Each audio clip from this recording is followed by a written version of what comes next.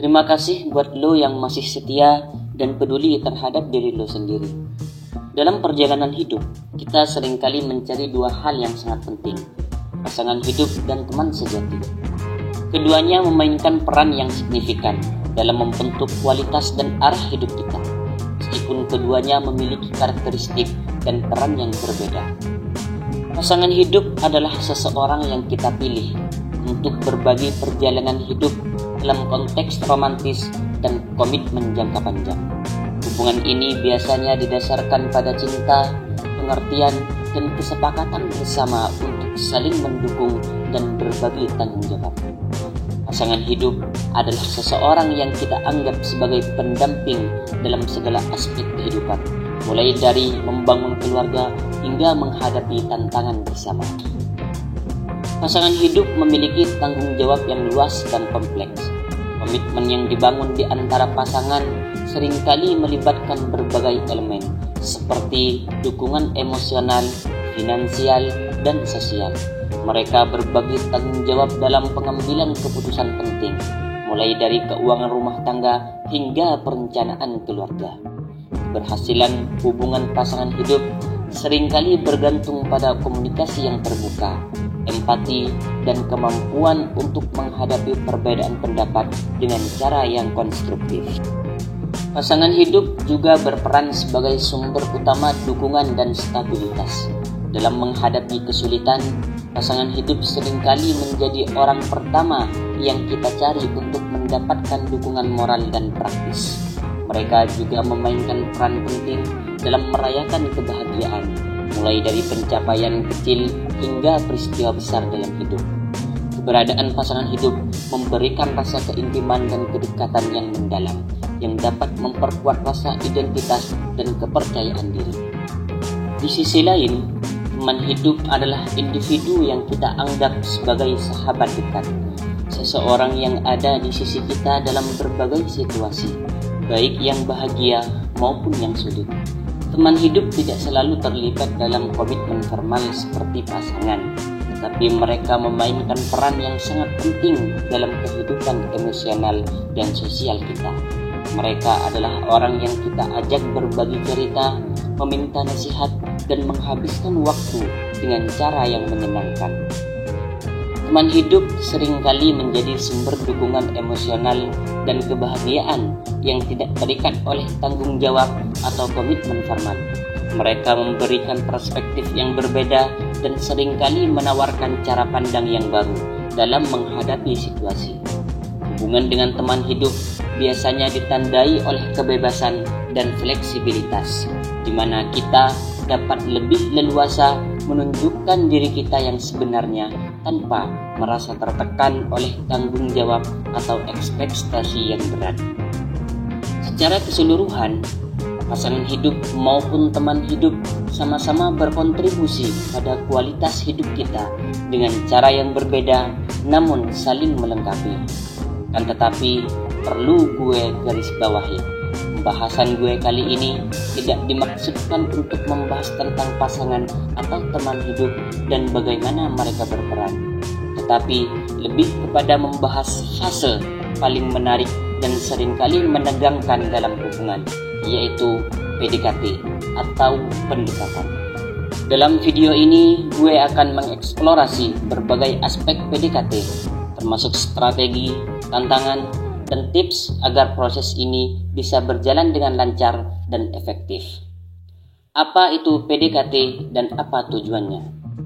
Jelasnya, PDKT adalah singkatan dari pendekatan, yaitu periode awal di mana seseorang mencoba membangun kedekatan emosional dan personal dengan orang yang mereka minati. Ini adalah fase transisi antara hanya sekedar kenal dan menjalin hubungan yang lebih serius. PDKT melibatkan berbagai upaya untuk mengenal satu sama lain lebih dalam, menciptakan ikatan dan menunjukkan ketertarikan secara romantis. Tujuan utama dari PDKT adalah untuk mengetahui apakah ada kecocokan antara kedua belah pihak. Selama fase ini, lo mencoba memahami nilai, minat, dan kepribadian orang tersebut, serta melihat apakah hubungan yang lebih serius adalah hal yang mungkin terjadi. Selain itu, PDKT juga membantu membangun rasa percaya diri dan komunikasi yang baik. Bagaimana strategi dan tips PDKT? Pertama, persiapan mental. Sebelum memulai PDKT, penting untuk mempersiapkan diri secara mental. Ini termasuk mengetahui apa yang lo cari dalam sebuah hubungan dan memahami ekspektasi lo.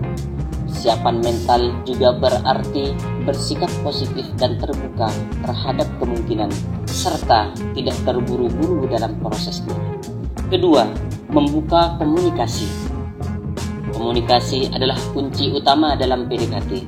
Lo harus belajar cara berbicara yang efektif dan mendengarkan dengan penuh perhatian. Cobalah untuk memulai percakapan yang ringan dan menarik, seperti berbicara tentang hobi, minat, atau pengalaman hidup. Jangan ragu untuk menunjukkan minat yang tulus terhadap apa yang dikatakan oleh orang tersebut. Dan rumus sederhana dalam komunikasi ialah bahwa pembicara yang baik adalah pendengar yang baik. Ketiga, menunjukkan perhatian dan apresiasi. Menunjukkan perhatian dan apresiasi merupakan bagian penting dari PDKT. Cobalah untuk melakukan hal-hal kecil yang menunjukkan bahwa lo menghargai kehadiran mereka dalam hidup lo. Ini bisa berupa memberikan pujian, mengingat detail-detail kecil tentang mereka, atau membuat kejutan yang menyenangkan. Keempat, menghadapi tantangan. PDKT seringkali tidak berjalan mulus.